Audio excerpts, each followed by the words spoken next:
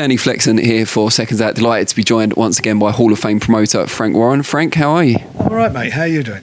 I'm very good, thank you. I would say enjoying the weather, but it's turned a bit dreary this week. Hopefully not a reflection on the current boxing scene. No, it's a bit miserable, but I'll tell you what, it's very sunny on the football front. So I'm hoping tonight we get the result because, I think it's been a brilliant tournament, and certainly the last few matches they've been so excited, so I'm looking forward to tonight. Well, that guarantees this interview's going out before 8 o'clock tonight. So well done on that. You've got a show, obviously, Royal Albert Hall this weekend. Anthony Yarde looks like not going to be a part of it now. Is that correct? And just tell us why that is. He's not on there. He originally was going to fight. His opponent was all okay. Then he pulled out of an injury, and we've not been able to agree on an opponent. So we are where we are, and so he's not on the show, and he'll fight probably in the next 4 weeks or so. What was the difficulty in finding a new opponent? Is it just lack of people available? Was it quite an astringent from his team's behalf, who they wanted, that kind of thing? It was a bit of both, really. It's a bit of both. It's difficult times, as we know, and it was last minute. But I won't go into too much detail, but we've got to have a certain quality level, and it is what it is. Talking of quality level, there's been a fair bit of criticism of the show on social media. I know that's not always your target audience anyway, but just for people out there who are kind of detractors, what would you say about the card in terms of why it's good quality, why it should be, thought of well? I mean, the main event is Lyndon Arthur, who has a win over Anthony Yarde, and he's fighting an undefeated country champion in Faraci, the Italian champion. He's 15-0. So how's that not a bad fight? I don't get that. That's a decent fight. And we'll see what Lyndon's got. And we've got Zach Parker on there, again, ranked number 1 in the WBO, and signed with us a fight ago, who I thought, and I never knew a lot, never seen a lot of Zach, who I thought had a tremendous debut, and I really, really do rate him. I liked what I see with him, and you can see he's got something about him. How can anybody complain about that? He's got a decent fight, fighting a guy who's had 25 fights and lost 2 of them. So I don't get what that problem is. Archie Sharp, 19-0. He's got a decent fight against a tough Mexican. He's been out for a while. Remember, he broke his arm. That's a decent fight. Dennis McCann, same notes. Muhammad Ali. We've got Itsuoma, Carroll on there. Youth gold medalist, great plus prospect, and Levi Frankham. It's a decent show, and I've got to tell you something. I'm having problems with people keep banging on about tickets. We could have sold that out, easily doubly sold that out. The amount of people who wanted to go to the Albert Hall to see that, especially when Anthony was on there as well. It's a good show. I don't get it. I mean, I don't know. For me, it's a decent show, and the proof being to put it on Saturday. What's your pick of the undercard fights? Not necessarily the talent on display. You mentioned Carroll there. I'm going to see him a bit later today, actually. But the best, kind of most competitive fight on the undercard. I think Dennis McCann's going to be in a decent fight. With Achua, from Tanzania. He's a young man, Dennis. Now this will be his 10th fight, and I think he'll ask some questions at Dennis. I'm looking forward to that. I've also already said what I think of Zach Parker and the 2 main events. I really do think it's a decent show. And remember, we're governed now by this COVID thing, and the amount of fights we can have on a show. And ideally, we'd have another 4 or 5 fights on there. That's what we were doing in the past. But we're governed to how many fights we can have there. So it is what it is. And I've got to give my guys work, and that's what we do. We're trying hard to keep everybody in there and keep them busy. But yeah, Joyce Takam itself it's quite a tough fight for Joyce, considering he's in the WBO mandatory position. It is. It's again though, Dan. It's like you're damned if you do and if you don't. You just mentioned to me about the Albert Hall. Then people saying to me, "Oh, that's a bit of a tough fight. It's a risky fight," and it is. Bear in mind, he's he's now the mandatory, but he's only had 12 fights. I know he's the Olympic champion, but he's only had, as a professional, that's all he's had in fights. And Takam's very experienced. But I think Joe's got the quality and the desire to move forward and do what he's got to do in that particular fight. But that is a tough fight, but it is what it is, and it's part of a very, very big night of boxing. It's a fantastic night of boxing, You know, it's paper. We're going straight on after that to Vegas to see Tyson's fight against Wilder. Some good heavyweight fights also on that card in Vegas. So it's a great night's boxing. It's a great night's heavyweight boxing. So is the Joyce Takam show part of the pay-per-view for Fury, or is that just normal BT Sport, then Fury's pay-per-view? It's not been decided yet. And we talked about Joyce Takam. What can we expect to see on the undercard? Undercard is great. Hamza Shiraz, you know, he had an injury. He's back in action now. He's 12-0. He's fighting Ezekiel Guerrera for the WBO European title. He's 15-1, Guerrera. So good test for him. And I like Hamza. Again, I think he's a decent fighter. Chris Jenkins and Echo Esserman for the British title. Cracking little fight there. We've got Chris Burke and James Beach. You look at their respective records. Chris is 9-0. The other guy's 12-1. It's a good little fight. That's for a bantamweight fight. David Adelaide's on there. He's having his 6th fight, and I just want him to lower the temperature a bit and his ambition at the moment and learn his craft, and everybody not to have these ridiculous expectation levels of somebody who's only had 5 fights at this stage. You know, he's a novice and he's got to come through. Charles Frankham's on there. We got Mickey Burke Jr. on there. We got George Fox, Don Charles' boy from Mill Hill, and we got a Polish fight on there, Mikhail. I can't pronounce this. Soskiewski. And you mentioned apologies to our Polish viewers. Yeah, you mentioned the British title fight there. There's another British title fight that you've obviously got the rights to, Sam Maxwell and Akeem Ennis-Brown. When's that likely to be rescheduled for? That's going to go on in August, and we'll announce that. Get the show out the way this weekend, and we'll be doing a presser on that next week.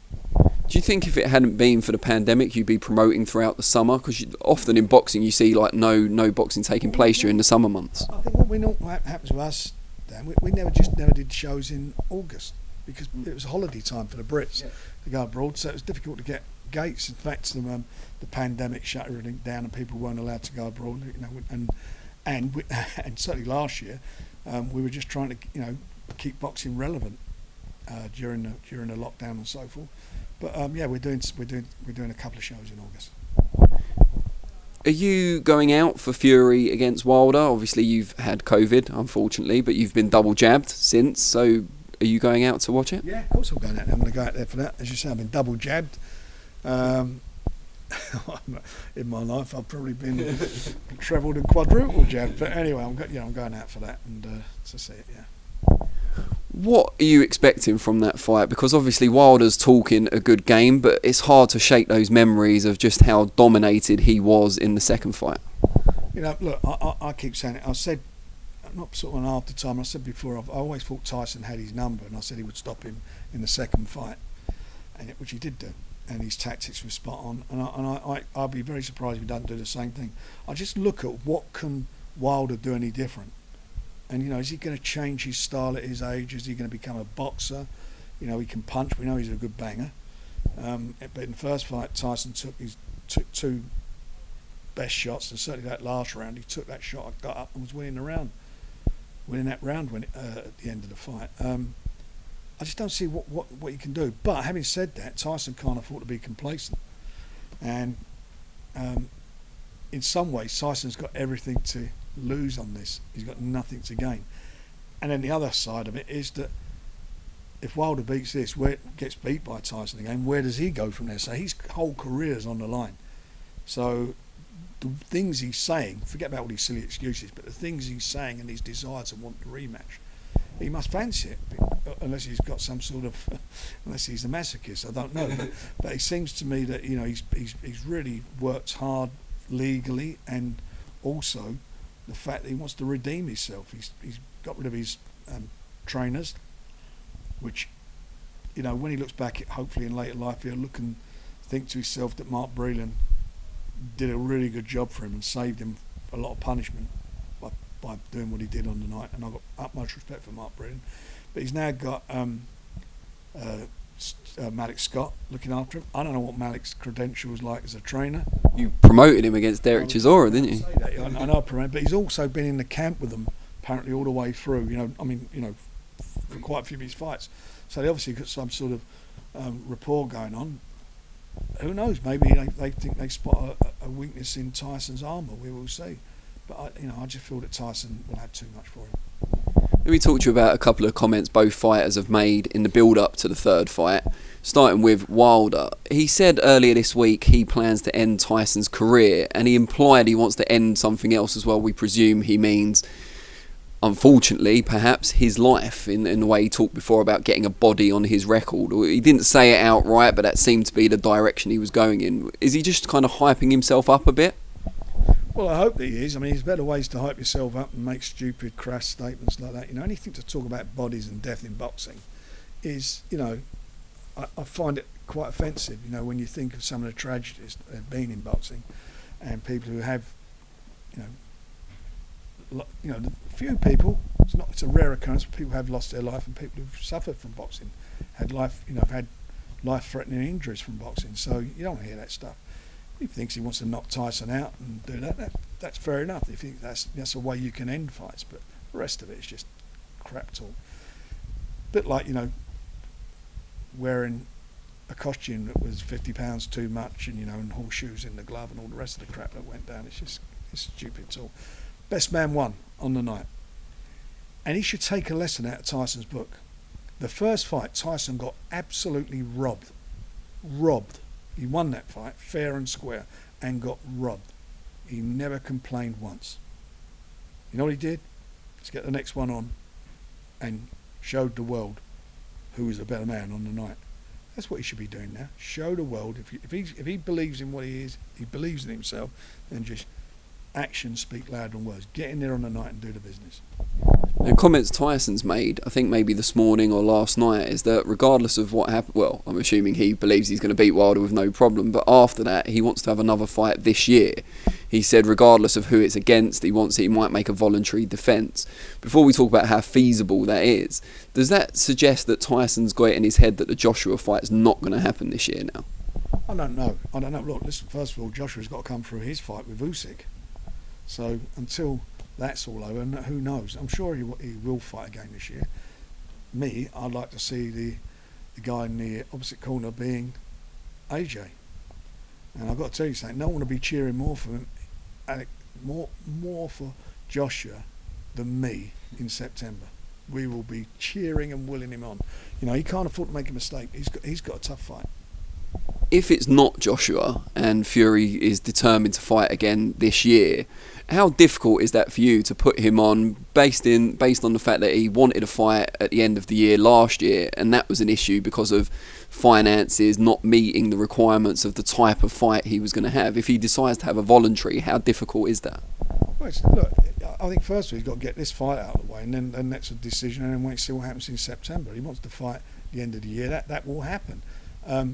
There was a lot of factors last year. It wasn't just finances. I mean, we had no crowds. We've got to generate income. This fight against Wilder, it's supposed to have took place last year. It kept getting pushed back because of the problems.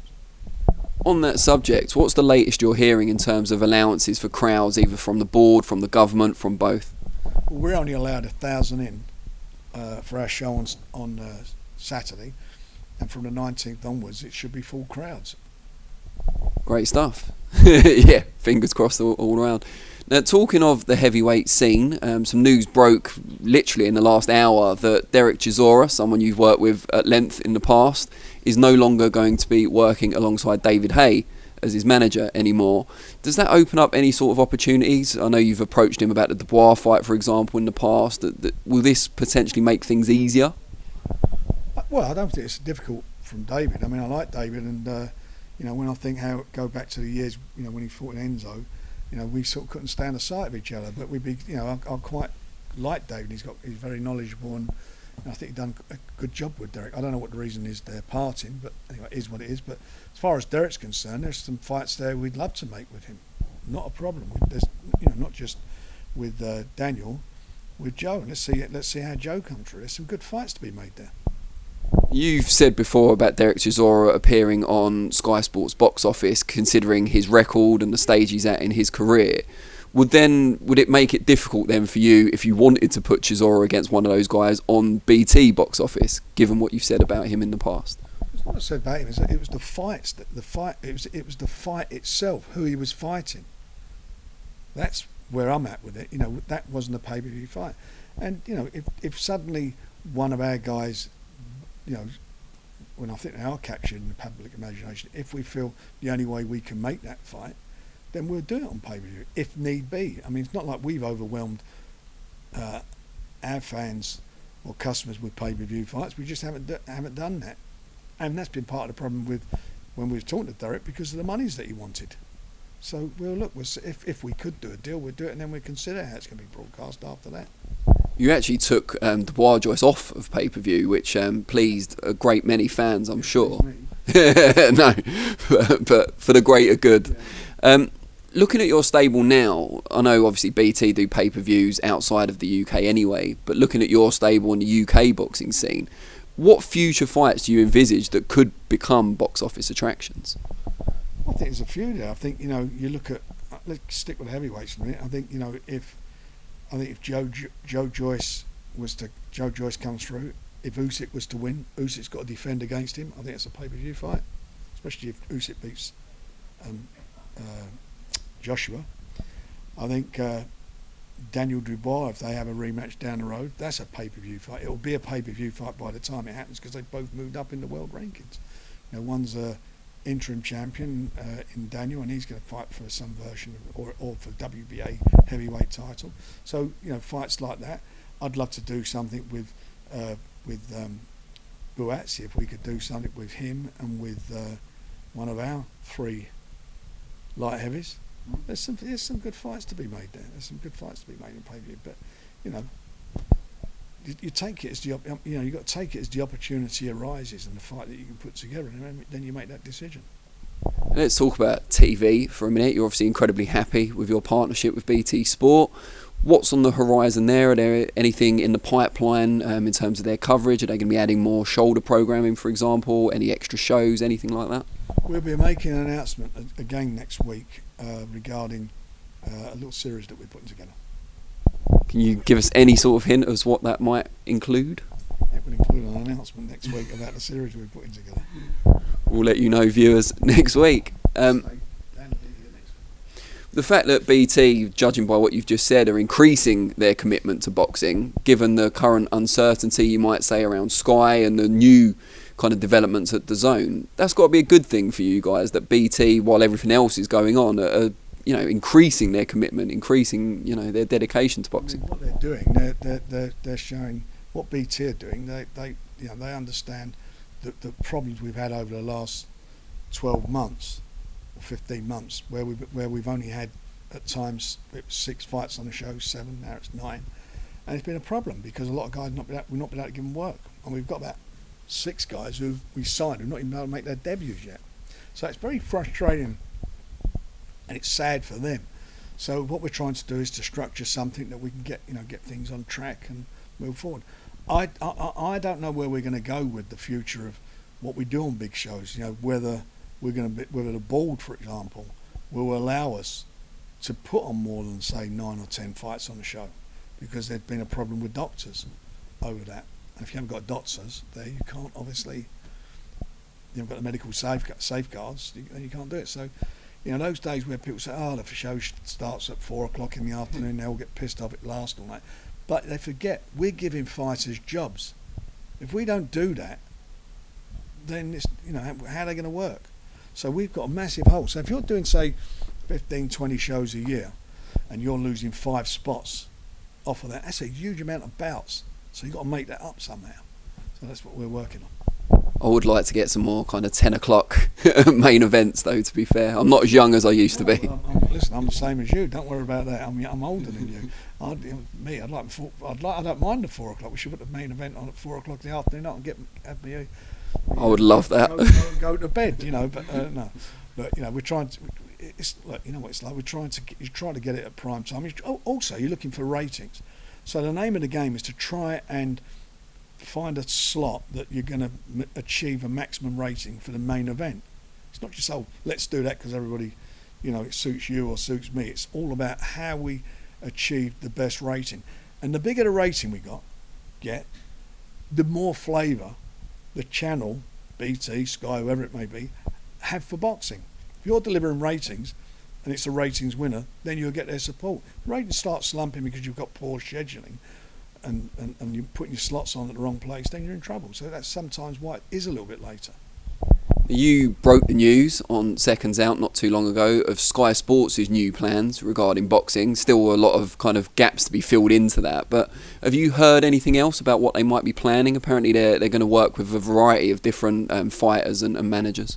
I'm hearing all sorts of stories. I mean, some of it I sort of scratch my head with, but I don't know. I mean, at the end of the day, you know, it's got to, if they're working with various promoters and matchmakers or managers, however they're going to do it, that may be good for them. And who knows? It may work out. I have no idea. It's all about talent, because people don't pay to see promoters and matchmakers. They pay to see fighters.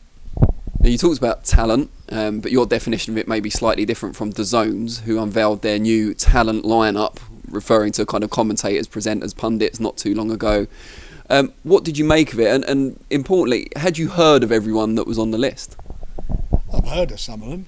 And obviously, you know, Mike's very well respected, Mike Costello, and I think that's a good signing for him. And you know, he's done a brilliant job painting a picture of boxing on the radio for many years, and obviously now he's moving into the TV field. I think that's a good signing for him. Some of the others, I don't know I don't even know what their boxing knowledge is. Maybe they're encyclopedias of boxing. Who knows? But they're trying something. Look, you know, when we launched Box Nation, it's the same old thing. You know, Barry Jones. You want Barry Jones as a colour commentator? Look, you know, he bloody come through and he was really good. He was a good find and he'd done a great job. And you know, who knows what's going to happen? But you know, they're starting out. They're doing something. It's great for British boxing that they're showing, obviously, British fights. And what does everyone want to knock everything for? It really pisses me off in this country. Everything's knocking. It's like when we launched Box Nation. It won't last 5 minutes. It's crap. This and that. Why do people want to see it fail? I don't want to see. I want to see boxing successful. I want to see Channel 4 doing really good shows. I want to see Channel 5 maybe spending a bit more money on their shows and increasing the coverage. Because the more boxing that's on the TV, the better it is for me as a promoter. The better it is for you as a viewer. More importantly, the better it is for the boxers, because they're getting work. So what do we want to see? What do you see as the future of DAZN in the boxing market? Do you see them becoming a big player in the UK? Look, you know, we did it with the finances. I had a partner, I had a couple of investors and a partner in Bill Ives, the late Bill Ives, who was a good friend, Raynham still. We probably lost between us about 30 mil on us trying to, well, we did establish it. It's still there, the channel. We were establishing it. And we're looking at a couple of things we're going to do with that at the moment. But we lost a lot of money. You know, Solen Blavimic's one of the richest, if not the richest man in the UK. He's the owner. He's got deep pockets. Question is, in the last couple of years, every year they, according to what I hear, their numbers, they've lost like 1.5 billion 2 years running. Huge losses. I think as a British startup company, it's lost more money than any other British startup. Deep pockets. How long does his arms want to be? And at the end of the day, is, you know, he's not a stupid man. He must have a plan for where he wants to take this, where he wants to take the channel. It's difficult. I mean, you know, and you're charging, was it £2, £1.99? That's gross. Out of that, you've got to take the VAT out of that. You take the running cost and whatever. I mean, it's got to be running at a massive loss. I mean, you know what paying. We expect that to go up, though, obviously, after fight camp. You double it to £2, you double it to £4, and you keep. Well, they're going to put it up, you know, 5 times the amount of money. It's a lump. That's a big jump. It's not like saying to somebody, you know, we're going to put it up £1, which is 50%. It's a huge jump to do that, and obviously the quality's got to be there. You're not going to be able to generate the income you need to generate from pay-per-view, because they're not a pay-per-view channel. They're a streaming service, and they value, and their business is all about volume. So it's all about numbers. And when we were running our channel, that was obviously we started from nothing in the UK. We had you know how many subscribers we had on day one? None. And we financed all those shows. You know, we put them, if you remember, we put them free to air for about 3 or 4 months. Sorry to interrupt you, but what did subs peak at, and what fight was that around? Just out of interest. 300, just under or just on 300,000 for Chisora and David Hay, which is bigger than anything DAZN's done here. And it's I know how tough it is, but it was we were doing it ourselves. They've got a rich benefactor who's at the moment who is an astute businessman, and we'll just see. It's like all these things. Time will tell. We'll see what happens with it and what their plans are. But as that model stands, as you're looking at it right this minute, they have to change what they're doing, because all they're going to do is blow fortunes. So they will be doing something to change what that business is, and to attract investors. And to attract investors, they'll have to do something quite dramatic.